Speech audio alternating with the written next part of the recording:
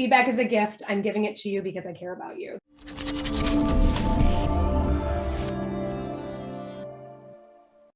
Summerlin asked a question. She's going back to the performance reviews. I think that was one of your highlights that you gave Golden Boulder on that one.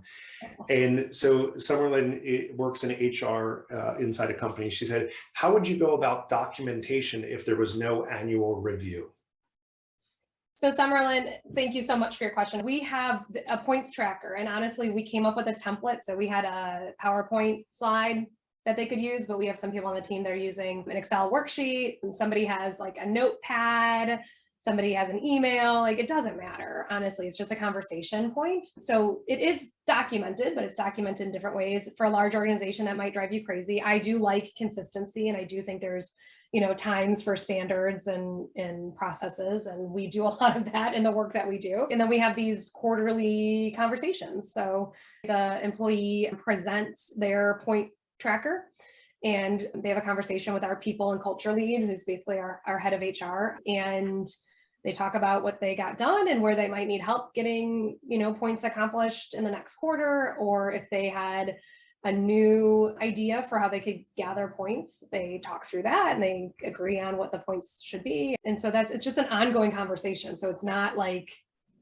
we have to dig up their annual review to see how they're doing. We just kind of talk to them regularly and get a pulse on how they're doing. And then as a CEO, I just randomly call people all the time. So it's nice because, I think often when people see their manager, the CEO's number ring up on their phone, they're like, what did I do? But I'm just randomly calling to be like, hey, how's it going? How are you feeling? Anything I can help with, let me know. So that's the other part of it. I would discourage making these conversations a big deal. It's just kind of part of our culture. We have a culture of continuous feedback is what we say. We say feedback is a gift. I'm giving it to you because I care about you. So we just kind of do it all the time. I do find it interesting on performance reviews. It's we hold all these things that I need to tell someone. The manager is sitting there having a million things to do, and now I've got to do 13 direct report. And it's this is just, we can change the dynamic of, as you said, continuous feedback. You should be letting people know how they're doing, high-fiving them. That was awesome. And why wouldn't you give them that gift? I think it's a place that companies miss.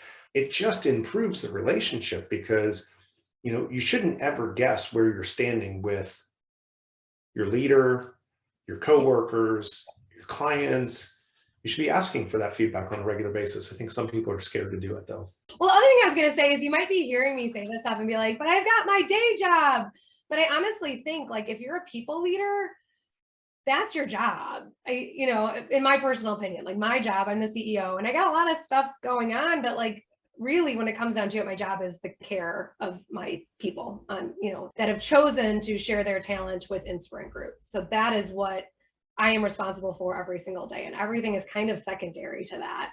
I think if everyone doesn't take anything else, what Meg just talked about as a leader and making sure that the people in your care, that is your number one priority. And the example I always give is you're no longer the first seat and the trombone player. You are the conductor of the orchestra, and you have to tell people when it's their turn to blow the horn or bang the drum or whatever it may be.